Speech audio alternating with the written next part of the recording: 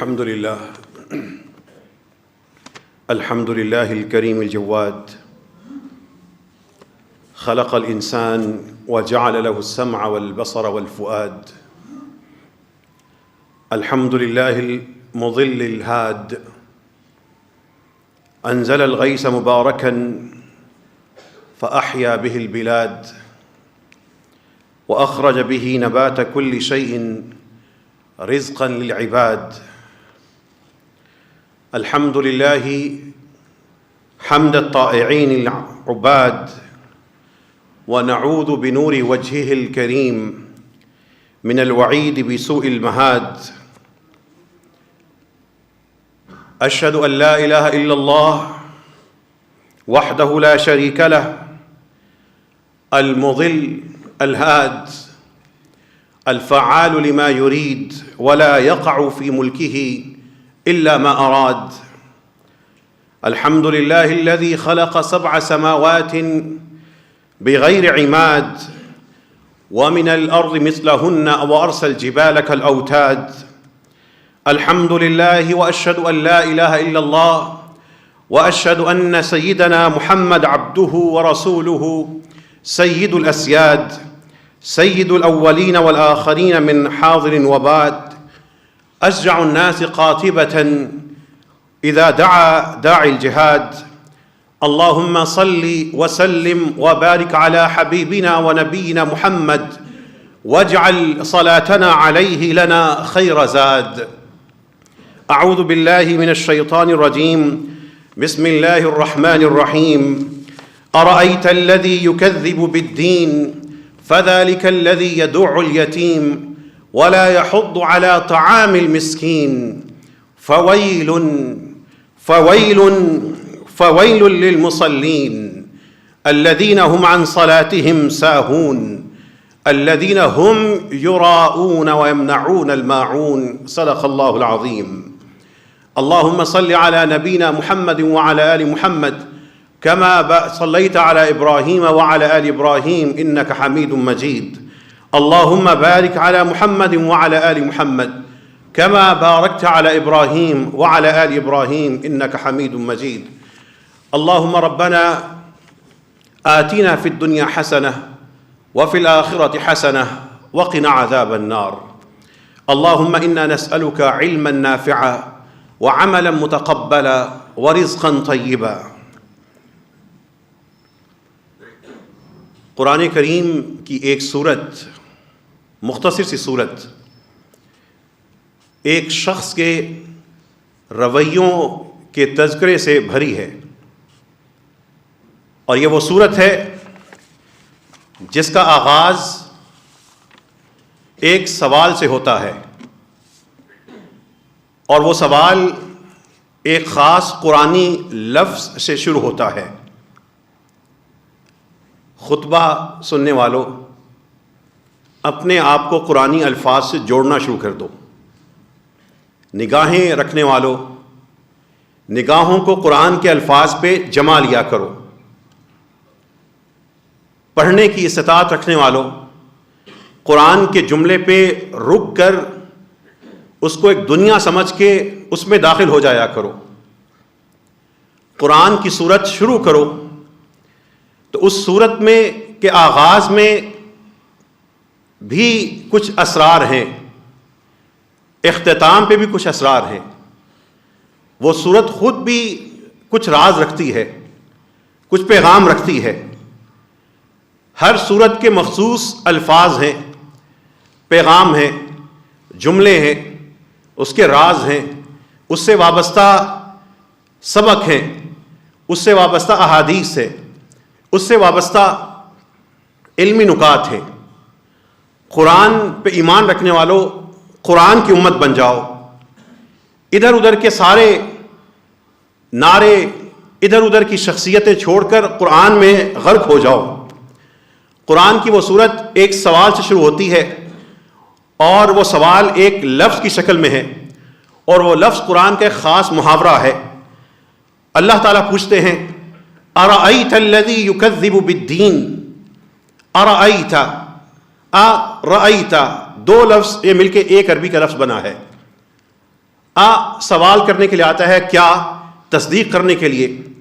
ارأیت، کیا تم نے کبھی غور کیا؟ ارأیت، کیا تم نے کبھی سوچا ہے؟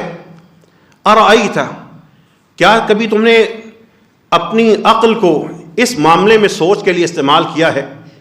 ارأیت، یہ ایک خاص قرآن کا لفظ ہے.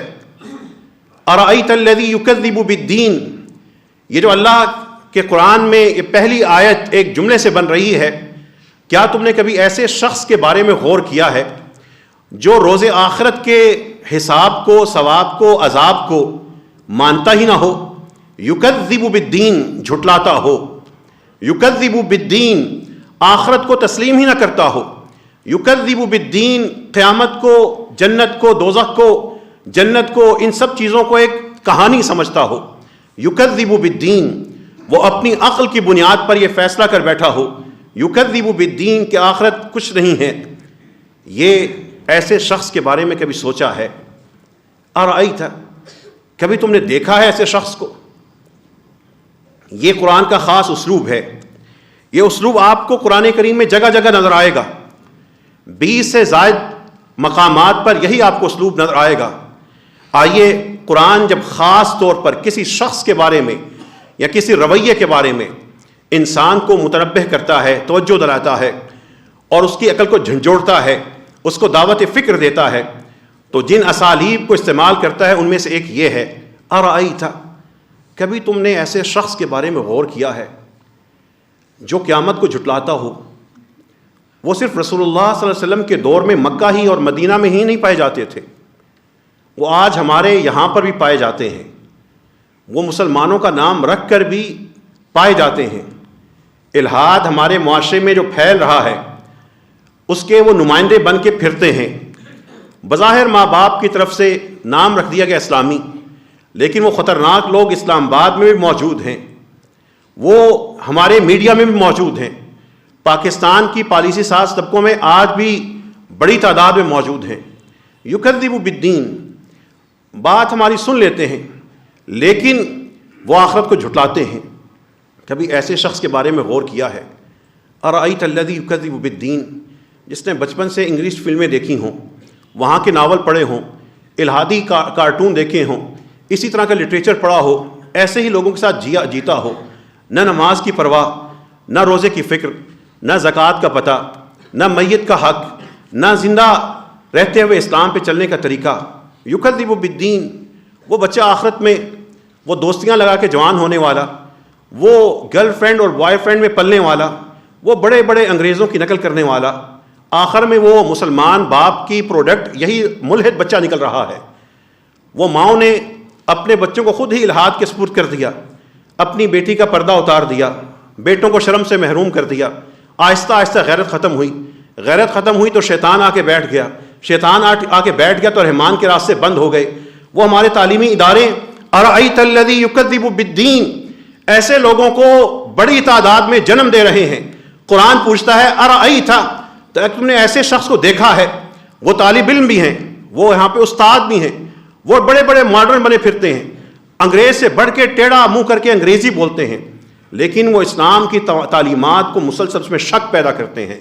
ارأیت الذی یکذب بالدین، کبھی ایسے شخص کے بارے میں جو آخرت کو جھٹلاتا ہو، کبھی اس کا حال دیکھا ہے؟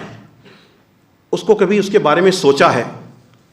ارأیت، قرآن کا اسی محاورے پہ ایک اور جگہ چلتے ہیں. ایک جگہ قرآن پوچھتا ہے ارأیت من اتخذ الہہ ہواہ فانت تکون علیہ وکیلا، کیا کبھی تم نے ایسے شخص کو دیکھا ہے جس نے اپنے معبود ہی کو اپنی خواہش بنا لیا ہو، یا اپنی خواہش ہی کو اپنا معبود بنا لیا ہو؟ رب کے احکامات کو، رب کو اپنے مفادات میں اس نے بدل لیا ہو، یا اپنی خواہش ہی کو اپنا رب بنا لیا ہو. خواہش ہے کہ بس میں دنیا جمع کروں، دنیا کا بندہ بن گیا ہو.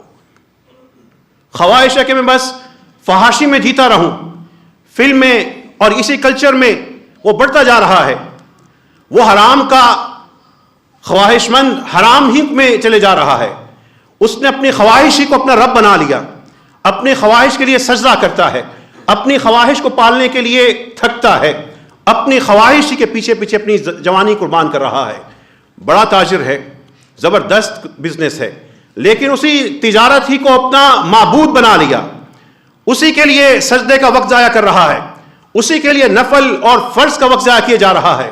ارأیت من اتخذ الہہ ہواہ، قرآن پوچھتا ہے کبھی تم نے ایسے شخص کو جس نے اپنے رب کو ہی اپنی خواہش یا خواہش کو اپنا رب بنا لیا، کبھی اس کے بارے میں سوچا ہے؟ یہ قرآن کریم کا ایک اور جملہ، قل ارأیتم ان اخذ اللہ سمعکم وابصارکم وختم علی قلوبکم من الہ غیر اللہ یأتیکم بہ۔ قرآن کا ایک لفظ میں نے وہاں پہ پڑھا تھا، ایک لفظ بہت سی جگہ یاد کروا دیتا ہے۔ اللہ پوچھتے ہیں کیا تمہارا کیا خیال ہے؟ کبھی تم نے یہ سوچا، یہ دیکھا، کبھی یہ سوچا کہ اگر اللہ تعالیٰ تمہارے کانوں کو وابصارکم، تمہاری نگاہوں کو اچک لے، وختم علی قلوبکم، تمہارے دل پہ مہر لگا دے، من الہ غیر اللہ یأتیکم بہ، کوئی اللہ کے علاوہ کوئی اور معبود ہے جو تمہیں یہ نعمتیں لا کے دے سکے؟ پھر سنیے اللہ تعالیٰ ایک اور جگہ کیا پوچھتے ہیں، قل ارأیتم ان اتاکم عذاب اللہ بغتۃ او جہرۃ، اگر تم پہ اللہ کا عذاب اچانک سامنے آ جائے کیا خیال ہے اس کے بارے میں؟ پھر اللہ تعالیٰ پوچھتے ہیں قل ارأیتم ان جعل اللہ علیکم اللیل سرمدا الی یوم القیامہ، اگر قیامت کے دن تک اللہ تعالیٰ تمہاری اس رات کو تمہارے اوپر مسلط کر دے، سورج ہی طلوع نہ ہو، دن ہی نہ چڑھے، اپنے بچوں کو حرارت لا کے دیکھ سکتے ہو؟ اپنے عزیز کو کہیں سے گرمائش لا کے دے سکتے ہو؟ اگر رات ہی رات ہو، ماں باپ کو اپنے گھر والوں کو روشنی کہیں سے لا کے دے سکتے ہو؟ کوئی ہے جو لا کے دے سکے؟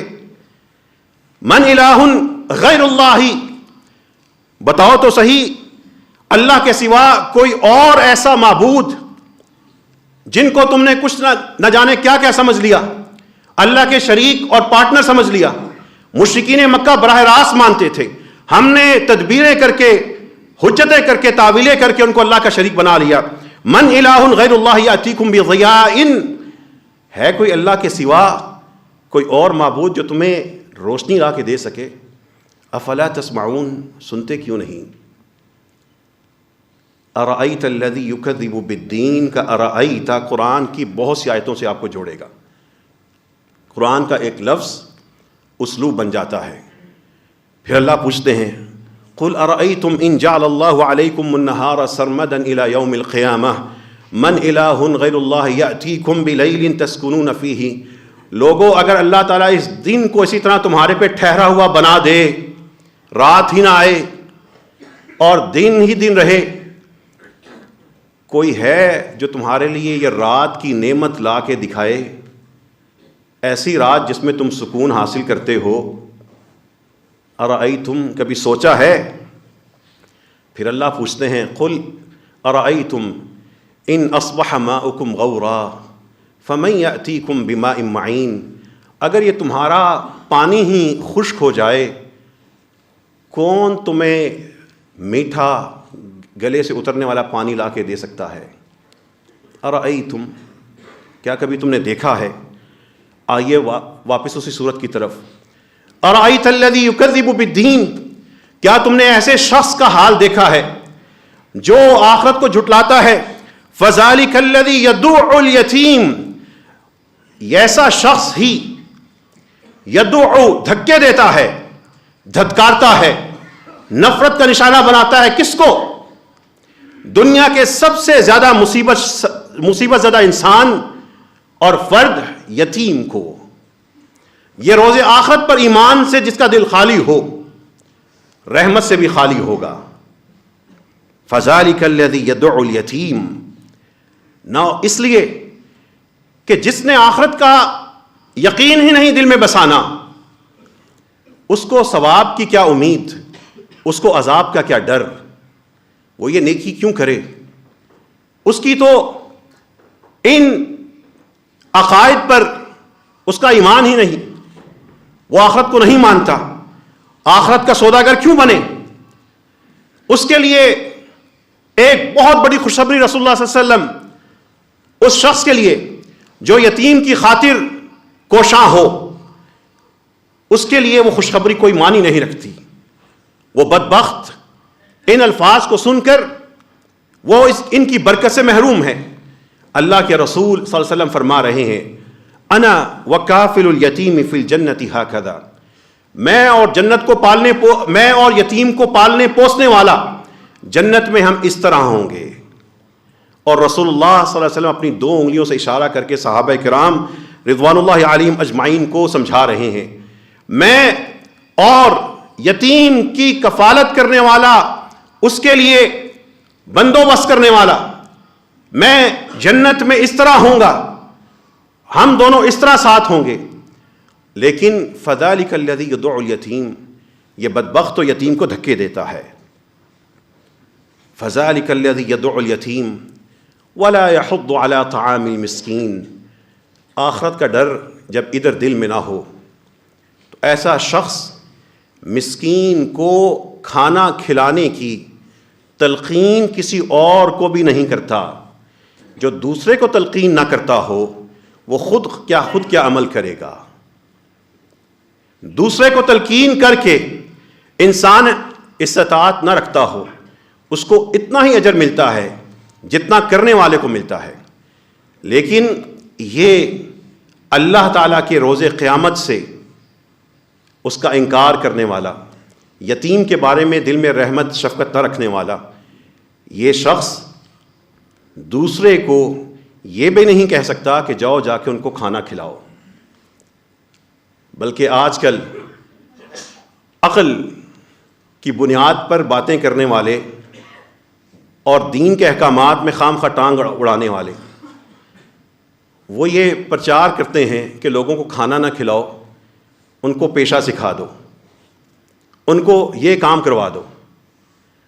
کھانا کھلانے کی اپنی اہمیت اور پیشہ سکھا کر ان کو اپنے پاؤں پہ کھڑا کرنے کی اپنی اہمیت، ان دونوں کو آپس میں وہ اپنی محدود عقل کی بنیاد پر ان کو آپس میں ایک ٹکراؤ کی چیز بنا کے پیش کرتے ہیں۔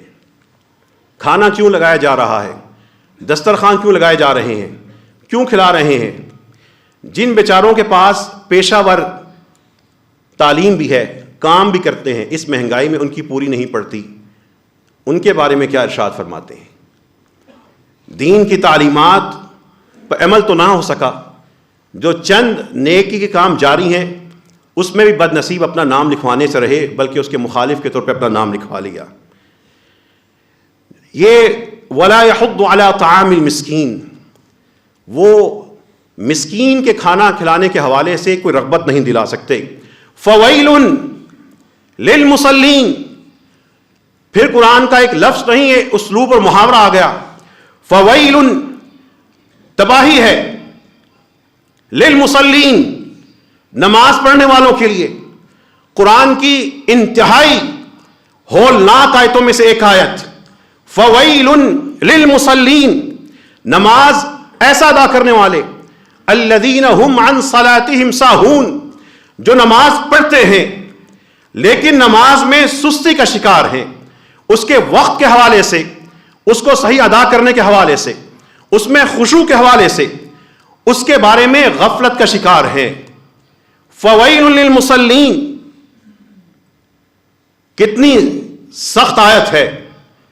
فویل للمصلین، تباہی ہے ان لوگوں کے لیے جو نمازوں کو حق پورا کیے بغیر ادا کرتے ہیں۔ اس کی ایک مثال رسول اللہ صلی اللہ علیہ وسلم کی حدیث سے ملتی ہے، جس کے بارے میں کہا تھا تلک صلاۃ المنافق، یہ منافق کی نماز ہے، یہ منافق کی نماز ہے۔ وہ منافق کیا کرتا ہے؟ رسول اللہ صلی اللہ علیہ وسلم فرماتے ہیں یجلس یرقب الشمس، بیٹھا رہتا ہے، سورج کا انتظار کرتا ہے۔ جب سورج عین آخر وقت پہ پہنچ جاتا ہے، اٹھتا ہے، رکعت ادا کرتا ہے، کنویں کی جو ایک کوے کی طرح وہاں پر اپنی جا کے چونچ مار کے، جس طرح وہ تیز تیز چونچیں مارتا ہے، سجدے کی اور نماز پڑھ لی۔ الذین هم عن صلاتهم ساہون، جو اپنی نمازوں کے بارے میں غافل ہیں. یہاں پر جن لوگوں کو عربی کا تھوڑا سا علم ہے، ساہون لفظ ہے سہو سے.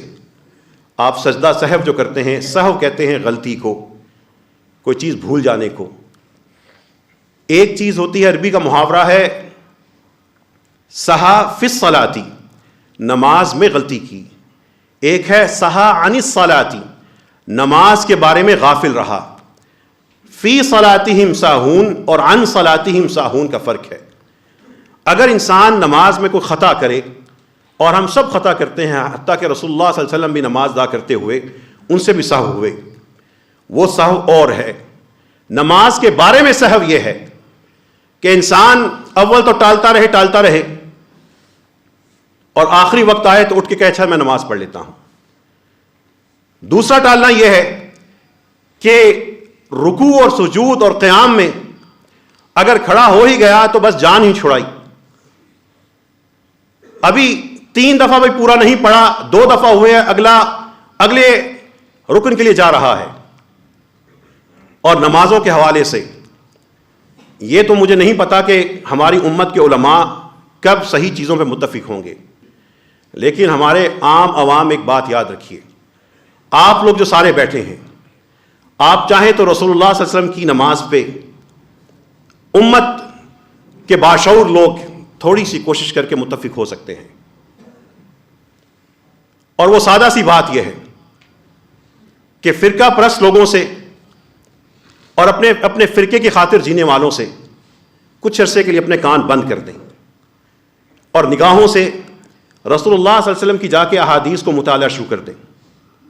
آپ کا مسئلہ آمین کا ہے، رفع الیدین کا ہے، تراویح کا ہے، سجدے کی یا رکوع کی یا کسی بھی مرحلے کی جو اذکار ہیں ان کا ہے، نماز کے بعد دعاؤں کا ہے. بس خود تھوڑی سی ہمت کیجئے، رسول اللہ صلی اللہ علیہ وسلم کے حدیث پڑھتے جائیں. کتنی ہوں گی؟ 500-600 احادیث ہیں. نماز کی وہ ساری احادیث پڑھتے جائیں. جو اللہ کے رسول صلی اللہ علیہ وسلم سے مل گیا وہ کرتے جائیں، اور جو نہیں ملا اس کو بھول جائیں. اور جو عالم دین اس کے بعد آپ کو نماز کا مسئلہ بتائے اسے کہیں حدیث سے دلیل لاؤ، اور جو حدیث سے دلیل نہ لائے اس کا شکریہ ادا کر کے اس کو حدیث پیش کر دیں. یہ کام کر لیجئے. حنفی، سلفی، بریلوی، شیعہ، یہ ساری نمازیں غائب ہو جائیں گی. آپ کو نظر آئے گا کہ میں رسول اللہ صلی اللہ علیہ وسلم کے قریب تر ہوتا جا رہا ہوں. یہ مدرسوں میں جو فرقوں کی پنیریاں تیار ہو چکی ہیں وہ یہ گلستان کبھی نہیں سجنے دیں گی. یہ آپ لوگوں کو خود ہی ہمت کر کے قرآن اور حدیث کی طرف آنا ہوگا. قرآن اور حدیث کی بنیاد پر اپنی نماز کو بہتر کر لیں، سجدوں کو بہتر کر لیں، دل کو بہتر کر لیں، خشوع اور خضوع حاصل کر لیں. الذین هم عن صلاتهم ساہون الذین هم یراؤون. جو اگر نماز کے لیے کھڑے بھی ہوں تو بس دکھانے کی حد تک کھڑے ہو جاتے ہیں کہ لوگ کیا کہیں گے، امی کیا کہیں گی، خاندان کیا کہے گا، سسرال کیا کہے گا، بندہ بے نمازی ہے. اگر نماز کے لیے بھی آئے، کبھی کبھی جمعے کے لیے آئے تو لوگ کیا کہیں گے، جمعہ بھی نہیں پڑھتا. الذین هم یراؤون، ریاکار. اور ریاکاری شرک کی طرح کا ایک بڑا گناہ.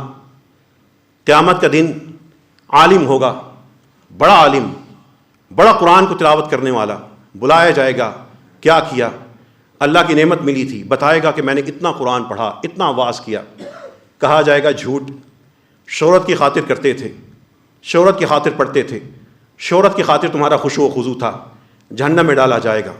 مجاہد کو بلایا جائے گا، قوت دی تھی، طاقت دی تھی، بتاؤ تو صحیح کیا کیا؟ کہے گا بڑے مار کے سر کیے، یہ فتح کیا، مسلمانوں کے ساتھ مل کر یہ کیا. کہا جائے گا جھوٹ، شہرت کے لیے کرتے تھے، منصب کے لیے کرتے تھے، جہنم میں ڈال دیا جائے گا. مالدار کو بلایا جائے گا، کہا جائے گا بڑا مال ملا تھا، کیا کرتے تھے؟ غریبوں پہ خرچ کرتا تھا، یتیموں کو پالتا تھا، یہ کرتا تھا، وہ کیا. کہا جائے گا جھوٹ، تم نے تو لوگوں کی شہرت اور نام کی خاطر کیا، جہنم میں ڈال دیا جائے گا. کہا جائے گا جاؤ جن کے لیے عمل کرتے تھے ان سے اجر وہیں پہ حاصل کر لو. الذین هم یراؤون ویمنعون الماعون. اور یہ دل کے تنگ، اللہ پر ایمان نہ رکھنے والے، یتیموں کو دھکا دینے والے، ان کے رویے میں کیا ہوگا؟ ویمنعون الماعون. چھوٹی چھوٹی چیزیں جو انسان کو آپس میں ضرورت پڑتی ہیں، برتن، کوئی ٹولز، کوئی ایسی چیزیں، کوئی دفتر میں، کوئی گھر میں، کوئی پڑوس من میں، یہ اس کو بھی نہیں دیتے۔ یمنعون الماعون، معون عام چھوٹی چھوٹی استعمال کی چیزیں، ہنڈیا ہو گئی، آفس کی کوئی چھوٹی موٹی چیزیں ہو گئیں، دوستوں کے درمیان ہو گئیں، کوئی کلہاڑی، کینچی، اس طرح کی عام چھوٹی موٹی چیزیں جو واپس آ جانی ہیں۔ ایک تو ہیں جو کسی کو دے دیں، ایک ہے کہ مجھے دینا ذرا میرا کام پڑ گیا ہے، میں نے آرا دے دو یا مجھے فلاں چیز دے دو، وہ واپس دے دے گا۔ اس معون جو واپس آ جانی ہے ان کو بھی دینے سے گھبراتے ہیں۔ یہ اب اس صورت پہ آ جائیے، اس صورت کی جو 7 آیتیں ہیں، اس میں اس کا خلاصہ کیا ہے؟ انسان کا پورا رویہ اس میں جو آیا ہے، سب سے پہلے چیز، ایسے شخص کو قیامت کی پرواہ نہیں۔ اس شخص کو قیامت کی پرواہ نہیں، یکذب بالدین۔ دوسری جس کی پرواہ نہیں، یدعو الیتیم، معاشرے کے یتیم اور مسکین کو دھکیلنے والا، دھتکارنے والا۔ مصیبت زدہ انسان کی اس کو پرواہ نہیں۔ نزدیکی افراد جن کے ساتھ جیتا ہے ان کی بھی پرواہ نہیں۔ یمنعون الماعون، کنجوس، بخیل دل کا، بالکل ہی ایک محدود شخص، کوئی چیز ضرورت پڑ جائے اس کا سینہ تنگ پڑ جائے، پھر اس کو کس چیز کی پرواہ نہیں؟ قیامت کی پرواہ نہیں، یتیم کی نہیں، ادھر ادھر کی نہیں۔ سب سے بڑھ کر اس کو اللہ تعالیٰ کے حکم کی پرواہ نہیں۔ اللہ کہہ رہے ہیں نماز فرض ہے، کتابا موقوتا، وہ کہتا ہے مجھے پرواہ نہیں، پڑھنی ہے اپنی مرضی سے۔ رسول اللہ صلی اللہ علیہ وسلم فرماتے ہیں خشوع اور خضوع سے، وہ کہتا ہے پڑھوں گا ٹال مٹول کر کے۔ آپ کہتے ہیں کہ یہ تل کا صلاۃ المنافق، ایسی نماز جو وقت ضائع کر کے پڑھی جائے تو منافق کی نماز ہوئی، اور وہ یہی نمازیں پڑھ رہا ہے۔ یہ سورت کا اگر خلاصہ نکالا جائے، اس سورت کو سورت الماعون کو نام دیا جائے تو اردو میں اس کو نام دیں لاپرواہ شخص۔ اس لاپرواہ کو، جس کو اللہ کی پرواہ نہیں، نماز کی پرواہ نہیں، جس کو یتیم کی پرواہ نہیں، اپنے معاشرے کی پرواہ نہیں، ایسے شخص کے لیے اللہ تعالیٰ کیا فرما رہے ہیں؟ ویل، تباہی ہے۔ اللہ سے دعا کیجئے اللہ ہمیں اس تباہی سے بچا لے۔ رب کریم ہمارے رویوں میں سے اگر یہ چیزیں پیدا ہو چکی ہیں، اے اللہ ہمیں ان سے نجات عطا فرما۔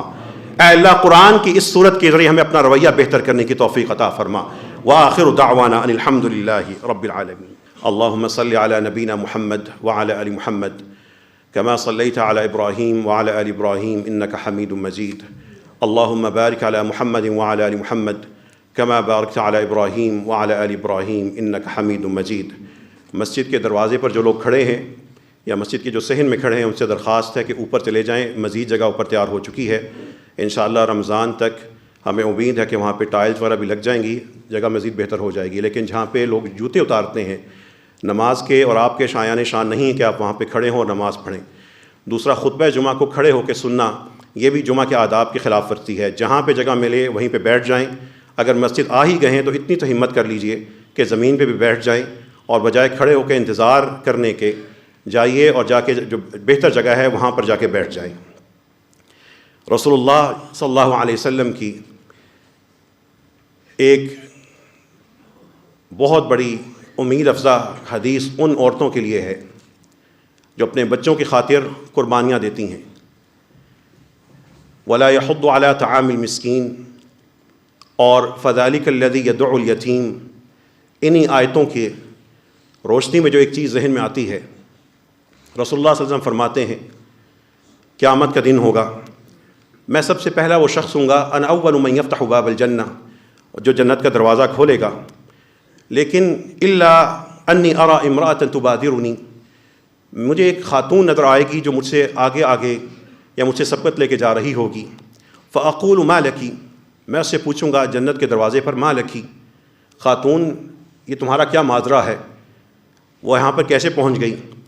وہ کہے گی انا امرأة قعدت علی ایتام لی، میں ایک ایسی خاتون ہوں، میرے بچے یتیم ہوئے اور پھر میں ان کی خاطر ہی زندگی بسر کرتی رہی۔ میں قربانی کی ایک داستان تھی، میں اپنے بچوں کے لیے باپ بھی تھی، ماں بھی تھی، ان کی نگہبان تھی۔ اللہ رب العزت اس خاتون کو یہ شاندار اجر عطا کرے گا کہ وہ خاتون رسول اللہ صلی اللہ علیہ وسلم کی صحبت میں جنت میں سب سے پہلے داخل ہونے والوں میں سے ایک ہوگی۔ رسول اللہ صلی اللہ علیہ وسلم فرماتے ہیں الساعی علی الارملۃ والایتام والمسکین کالمجاہد فی سبیل اللہ، جو ان مسکین لوگوں کی خاطر، ان بیواؤں کی خاطر دوڑ دھوپ کرے، وہ اس مجاہد کی طرح ہے جو اللہ کی راہ میں جہاد میں لگا ہو۔ وَكَالْقَائِمِ لَا يَفْطُرُ، اور ایسا شخص ہے جو بلا تعطل اللہ کی راہ میں قیام ہی کیا جا رہا ہے۔ وَكَالصَّائِمِ لَا يُفْطِرُ، اور ایسا روزہ دار ہے جو بلا ناغہ روزے ہی رکھے جا رہا ہے۔ اللہ تعالی ہم سب کو یہ اجر کمانے کی توفیق عطا فرمائے۔ مسجد رحمت العالمین کے دروازے پر ہماری ایسی بہنیں ہماری صبح و شام مہمان ہوتی ہیں۔ کوئی ماں آتی ہے، شوہر کینسر سے فوت ہوا، 4 بچے ہیں۔ کوئی بہن آتی ہے، 4 بہن بھائی معذور ہیں، وہ ان کو پال رہی ہے، ان کو سنبھال رہی ہے۔ کوئی بیٹی آتی ہے، ماں باپ نہیں، بھائی نہیں، کینسر میں ہوں، معاشرے کے لاچار ہوں، کبھی ادھر کبھی ادھر جاتی ہوں۔ کوئی ایسی آتی ہے جس کے بچے معذور ہیں۔ ہم مسجد رحمت العالمین کے ذریعے غربت نہیں بلکہ معاشرے کے انتہائی اذیت میں مبتلا لوگوں کا روزانہ یہاں پر بطور مہمان استقبال کرتے ہیں۔ وہ آتے ہیں، وہ اپنی بات بتاتے ہیں، وہ اپنا دکھ سناتے ہیں۔ مسجد رحمت العالمین کی انتظامیہ، اللہ ان لوگوں کو جزائے خیر دے۔ اس مسجد کا خادم، اس مسجد کا ڈرائیور، اس مسجد کا ریسیپشنسٹ، اس مسجد کے جتنے منتظم ہیں، یہ سارے کے سارے اپنے آپ کو انہی لوگوں کے ساتھ مسلسل فنا کر کے جی رہے ہیں۔ اللہ تعالیٰ کی توفیق سے جو نظام بن چکا، ان کے لیے بہت سی سہولیات یہاں سے ہو چکی، لیکن معاشرے کے یہ لوگ اس سے کئی گنا زیادہ عزت کے مستحق ہیں۔ ہمیں جس طرح ہم دنیا میں دنیا داروں کے پیچھے، بڑے بڑے عہدے داروں کے پیچھے بھاگتے ہیں، ہمیں ان لوگوں کی بجائے ان لوگوں کے پیچھے بھاگنا چاہیے، ان کو سنبھال لینا چاہیے۔ هل تنصرون وترزقون الا بضعفائکم، رسول اللہ صلی اللہ علیہ وسلم فرماتے ہیں لوگوں کیا تمہیں پتہ ہے کہ تمہیں رزق تمہارے ان غریب، ان مسکین لوگوں کی وجہ سے دیا جاتا ہے، تمہاری مدد ان لوگوں کی وجہ سے کی جاتی ہے۔ یہ وہ لوگ ہیں جو قیامت کے دن ہمارے لیے شفاعت کا باعث بنیں گے۔ یہ وہ لوگ ہیں کہ رسول اللہ صلی اللہ علیہ وسلم کی اس خوشخبری کا مصداق ہم انہی کے ذریعے بن سکتے ہیں۔ میں اور یتیم کی کفالت کرنے والا۔ مسجد رحمت العالمین سے ایک سلسلہ شروع ہوا تھا کہ ان لوگوں کو احترام دیجیے، مساجد کے ذریعے ان ماؤں کو سنبھال لیجیے، اور اس معاشرے میں ایک بڑی سنگ دل کہانی بڑی تکلیف کے ساتھ بڑھتی جا رہی ہے۔ یہاں پر اسلام آباد میں بھی طلاق کی شرح بڑھ رہی ہے۔ 1 یا 2 بچوں کے بعد باپ شادیاں کر کے بھاگ رہے ہیں اور بچے ماؤں کے سپرد ہیں، اور ماں کا کردار یہ نہیں ہوتا کہ وہ جا کے کمائے، لیکن ان کو یہ بھی کرنا پڑ رہا ہے۔ ایسی بھی آتی ہیں جو اپنی عزت اور عصمت کی، اپنی حفاظت کی خاطر مسجد رحمت العالمین سے مدد مانگ رہی ہوتی ہیں۔ ایسی بھی ہوتی ہیں کہ جو اپنے بچوں کے ساتھ فاقہ کاٹتی ہیں، ان کو مسجد رحمت العالمین جمعرات کے دن 2 سے 3 بجے باقاعدہ بلاتے ہیں، ان کو اپنے پاس ہمیشہ کے لیے رجسٹر کرتے ہیں، ان کے رجسٹریشن کے بعد ان کی مدد کرنے کی پوری کوشش کرتے ہیں۔ یہ نظام ہر مسجد سے ہونا چاہیے۔ جو نظام مسجد رحمت العالمین سے چلے ہیں وہ الحمدللہ اللہ کے فضل سے مختلف مساجد میں شروع ہو رہے ہیں۔ آج بھی DHA کی مسجد میں وہاں پہ گارمنٹ سٹور سجے گا، وہاں پہ کھانا لگے گا، وہاں پہ اسی طرح مسکین لوگوں کی ضیافت ہوگی۔ اللہ والے اسی طرح مساجد کے ذریعے یہ دکھ ان کا اپنے سر لے کر ان کے لیے سکھ بانٹ رہے ہیں۔ مسجد رحمت العالمین نے ان لوگوں کو احترام کے ساتھ کل پھر دعوت رکھی ہے۔ یہ مسجد رحمت العالمین کے مہمان خصوصی ہوں گے۔ وہ یتیم بچے، وہ معذور بچے، وہ مجبور مائیں، وہ بے سہارا لوگ، مسجد رحمت العالمین کے جتنے بھی نزدیکی نمازی ہیں، وہ اس دعوت میں اپنے بچوں کو استقبال کرنے کے لیے بلائیں۔ وہ غریب ہوں گے، وہ پھٹے کپڑوں میں آئیں گے، ان کے جسم سے ایسی مہک آئے گی جو شاید آپ کو ناگوار ہو، لیکن یہ قیامت کے دن ہمارا محاسبہ کر سکتے ہیں۔ جو زکوٰۃ آ رہی ہے مسجد رحمت العالمین ان میں سے مستحق لوگوں کے سپرد کر رہی ہے۔ کسی کا کینسر سے علاج کے معاملے میں مدد کر رہی ہے، کوئی بیوہ ہے اس کے بچے بھوکے ہیں، کوئی معذور ہیں ان کو بھجوا رہی ہے۔ جو خواتین یہاں پہ موجود ہیں آگے بڑھیے، آپ لوگ بھی گھروں میں شاندار ڈش تیار کرتی ہیں مہمانوں کے لیے، کوئی ایسا بھی کھانا تیار کیجئے یتیم بچوں کے لیے، 3 سے 5 افراد کا شاندار کھانا تیار کر کے، وہ شاندار کھانا جو اپنے سسرال کے لیے، اپنی بیٹی کے شوہر کے لیے، یا اپنے کسی بھی اچھے مہمان کے لیے آپ تیار کرتی ہیں وہ تیار کیجئے، اچھی پیکنگ میں اس کو مسجد رحمۃ اللہ عالمین میں پہنچائیے، یہ آپ کے لیے دعوت ہے۔ ان لوگوں کے لیے گفٹ تیار کیجئے، اپنے بچوں سے کہیں وہ گفٹ پیک کریں، ان بچوں کے اندر دلوں کی نرمی پیدا کیجئے۔ رسول اللہ صلی اللہ علیہ وسلم کے پاس ایک شخص نے آ کے اپنے دل کی سختی کی ایک شکایت کی تھی، آپ نے کہا تھا کسی یتیم کے سر پہ ہاتھ پھیرا کرو۔ جب یتیم کے سر پہ ہاتھ پھیرتا ہے، یقین مانیے یتیم کی آنکھوں سے آپ کو فوری طور پہ پتہ لگتا ہے اس کا سر اس کے باپ کے ہاتھوں سے محروم ہے۔ جب ہم اس کو پیار کرتے ہیں، جس طریقے سے وہ دیکھتا ہے، وہ نگاہیں، وہ الفاظ بیان کرنے سے قاصر ہوتی ہیں۔ اس میں وقت لگتا ہے، اس میں انسان کو جھکنا پڑتا ہے۔ ان کے لیے جھک جائیں، جھکے رب کے سامنے، لیکن ان کی خاطر تواضع اختیار کیجئے۔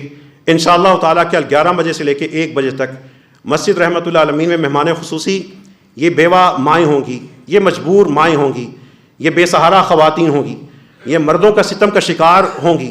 ایسے مردوں کو روکنے کے لیے حکومت پاکستان کو تعزیری جو ان کے پاس اختیار ہے استعمال کرتے ہوئے قانون بنانا چاہیے۔